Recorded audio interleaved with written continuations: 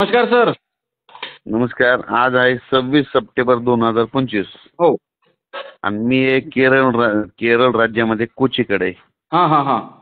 तर तिथून आपल्या महाराष्ट्रातल्या शेतकऱ्याला अंदाज देतो. हो, बरोबर आहे. तर शेतकऱ्याला सांगा, आज 26 तारखेला समजा हां. मी म्हटलं होतं ना 27 ते 2 तारखेपर्यंत राज्यात पाऊस पडणार आहे. हो तर हो. येणार आहे, खूप पडणार आहे, मोठा पडणार आहे. हो तसं का? तर 26ला सुरुवात होईल म्हणलो विदर्भाकडून. हो, बरोबर आहे सर. तर एका दिवस आज रात्रीच्याला पडला असेल विदर्भात बऱ्याच ठिकाणी. हो, काही भागातनी पडला, काही भागातनी पाऊस सध्या नाही, पण काही भागातनी चांगला पाऊस झालेला आहे. हो. तर शेतकऱ्यांना आज दुपारपर्यंत ऊन पडेल समजा हां हां. 26 पर्यंत विदर्भात. हो. पण 27 पासून मग 27 ते 2 तारखेपर्यंत जोराचाच पाऊस आहे. मग हो का? मग सुरुवातीला तुम्हाला सांगतो आजच काय होईल. नागपूर जिल्हा, भंडारा जिल्हा, वर्धा, नागपूर, त्याच्यानंतर अमरावती, यवतमाळ, हं, हं. नांदेड, वाशिम, हो. हिंगोली, पुसद, हो. इकडे बुलढाणा. हो. आज ह्या परिसरात काय होईल, रात्रीच्याला चांगला पाऊस सुरू व्हायचा रात्री आज आज रात्री. 26 तारखेला. हां हां हां. 27ला ते पाऊस लगेच मराठवाड्यापर्यंत जाईल. मग हो का? पुन्हा विदर्भापासून ते मराठवाड्यापर्यंत. हां हां. मग ते 27 पासून पूर्व विदर्भ आणि पश्चिम ते 11 जिल्हे घेऊन हां. नांदेड जिल्हा, हिंगोली जिल्हा, परभणी जिल्हा, लातूर जिल्हा, बीड जिल्हा, धाराशिव, संभाजीनगर, जालना, हां. असं करत बुलढाणा, हां हां. जळगाव हो. लगेच उद्याच्याला हां. 27ला. हो. आणि 28ला लगेच 27-28ला पुन्हा लगेच ते पाऊस काय विदर्भ घेऊन पुन्हा मराठवाडा घेऊन लगेच पश्चिम महाराष्ट्र आणि हां. उत्तर महाराष्ट्राकडे. हां हां. पश्चिम महाराष्ट्राकडे सोलापूर जिल्हा, सांगली, सातारा, कोल्हापूर, पुणे, हो. कोकणपट्टी पूर्ण, त्याच्यानंतर मुंबई, पुणे, नाशिक, हां हां. इगतपुरी, हां. नंदुरबार, धुळे, जळगाव, हां. नाशिक सगळीकडे मग असं करत करत मग काय काय हां. 27 पासून तर 2 तारखेपर्यंत दररोज वेगवेगळ्या भागात पण जोराचा पडणार. हो का? ओढी नाले वाहणारा पडणार. हां हां. मग सर या पावसामध्ये समजा ढगफुटीची दृश्य आपल्याला पाहायला भेटेल का? भेटणार आहे ना. हो का? मग कोणकोणत्या जिल्ह्यामध्ये राहणार ते?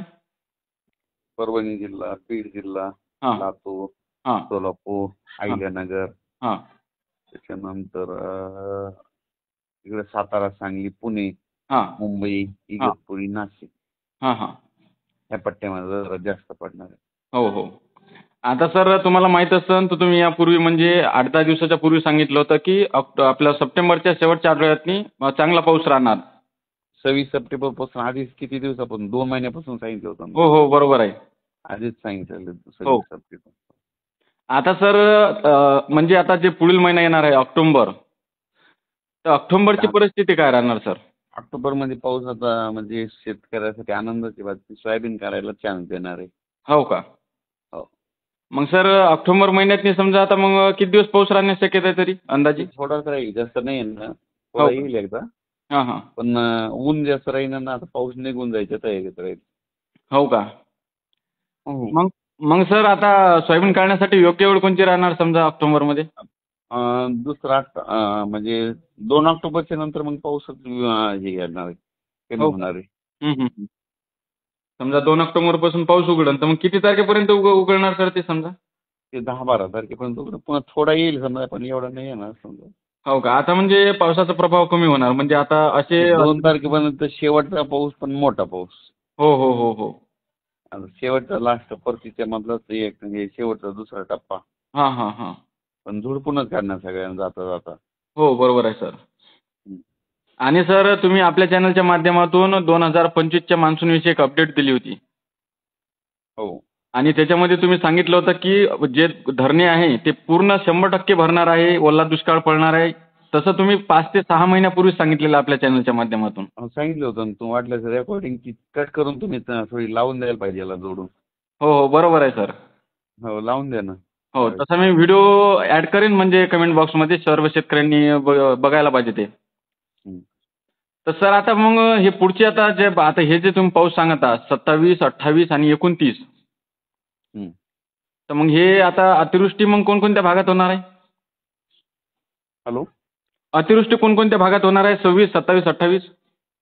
बीड जिल्हा, परभणी जिल्हा, हां, हां. नांदेड जिल्हा, लातूर जिल्हा, हो. त्याच्यानंतर धाराशिव, हो.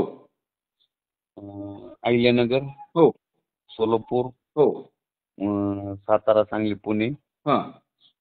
त्याच्यानंतर संगमनेर तालुका, हां हां. मुंबई, हो मुंबई पूर्ण, इगतपुरी, नाशिक. हो. समजा या भागात राहण्याची शक्यता आहे अतिवृष्टी. हो, होईलच. हो का?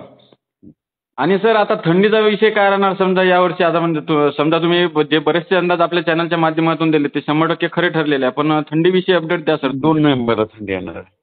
2 नोव्हेंबर. हो, हो का? मग यावर्षी थंडी चांगली राहणार का मध्यम स्वरूपाचीच राहणार? चांगली राहणार. हो का? तर सर तुम्ही तुमच्या माध्यमातून शेतकऱ्यांना काय सांगणार? शेतकऱ्यांना म्हणा की आता हे 2-4 दिवस पाऊस खूप आहे. हां हां. 27 ते 2 तारखेपर्यंत. तितक्यात तुम्ही काळजी घ्या. हो आणि आपली जनावरांची काळजी घ्या. नदी काठोकाठ बांधू नका. हो कारण की याच्यामध्ये पाऊस जास्त पडणार आहे, नद्याला पाणी येणार आहे. हो. आपल्या पाळीव प्राण्यांची काळजी घ्या, स्वतःची घ्या. इजेचं प्रमाण जास्त आहे, बरोबर. वारं सुटणार आहे, थेंबाचं प्रमाण मोठं आहे, असं स्पीडमध्ये आहे. हां हां. म्हणजे जोराच्या थेंब, मोठाले थेंब पडणार आहेत. हो हो. बरोबर आहे सर. हं. तर शेतकऱ्यांनी सतर्कता घ्यायला पाहिजे, समजा काळजी घ्यायला पाहिजे. हो पुढील 3-4 दिवस. हो, 4 दिवस. हो समजा मग 2 तारखेपासून पाऊस उघडन. मात्र 10 पावसाचा नंतर जोर कमी होणार आहे. मग हो 4-5च्या नंतर चांगलं ऊन पडणार आणि शेतकऱ्याला सोयाबीन काढायला चान्स देणार. हो हो हो.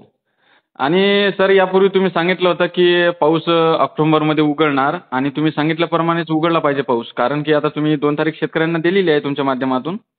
हो तसे तुमचे अंदाज मागील आपल्या चॅनलच्या माध्यमातून तुम्ही जेवढे अंदाज दिले तेवढे 100% खरे ठरलेले आहे तुमचे. हो. तुम्ही धरणाबद्दल दिला, मान्सूनविषयी दिला, थंडीविषयी दिलेले आहेत मागच्या वर्षी. आता बघा ना, 2 नोव्हेंबरचा थंडीचा एक शेवटचा अंदाज राहू दे ना आपल्याला तो हो लक्षात. हो.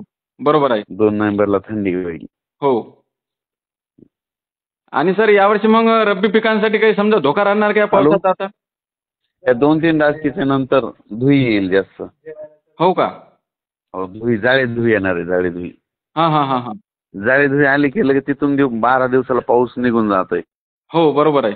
मग आता हे नाही, ऑक्टोबरच्या पहिल्या आठवड्यात जाळी धुई येणार आहे. हां हां हां.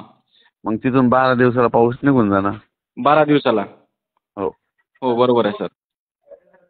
तर ओके ओके. धन्यवाद सर. तुम्ही शेतकऱ्यांनी महत्त्वपूर्ण आणि डिटेलमध्ये माहिती दिल्याबद्दल.